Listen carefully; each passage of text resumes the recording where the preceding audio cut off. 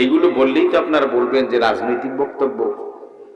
মানে আমরা ব্রিটিশ আমাদেরকে এমন ভাবে বিভাজিত করেছে, বিভাজন তৈরি করেছে, মোল্লারা মসজিদে নিয়ে কবর জিয়ারত, তাসবিহ তাহলিল, জিকির আজকার এই ওয়াজ করবে, এটা মোল্লার মৌলবীর কাজ। আর আমরা যারা চাটুকার, ধোঁকাবাজ, দুর্নীতিবাজ, ধান্দাবাজ, টাউট, সাদাবাজ, আমাদের কাজ হলো এই সমাজের অবকাঠামো নিজেকে মতো সাজাবো, রাষ্ট্রের অবকাঠামো নিজেদের মতো সাজাবো, আর সমানে যা পারি লুটে বুটে খাবো। এই ব্যাপারে হুজুররা গরম ভাতে হাত দিতে পারবে না, দিলেই যাবে না।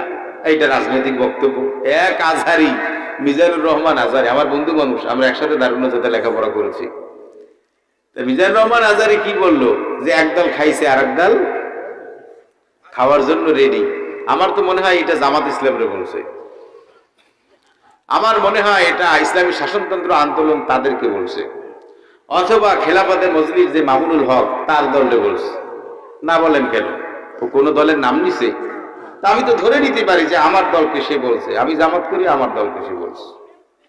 আপনি যদি গায়ে দোষ টেনে নেন নিতেই পারেন, আপনার ব্যাপার। আমার তো মনে হয় একটা সরমনে এলাকা বলছে।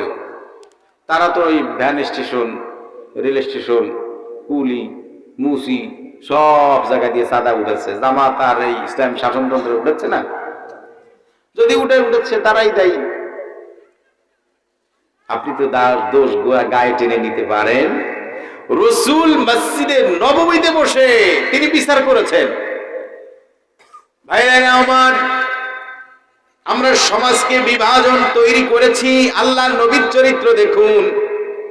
সাহাবীদের মধ্যে ঝগড়া হলো, নবী বললেন, ও আবু বকর, মদিনাতুল মুনাওয়ারা মসজিদে নববী, মক্কার পরে যেই মসজিদে নামাজের গুরুত্ব, সেই মসজিদে আল্লাহর নবী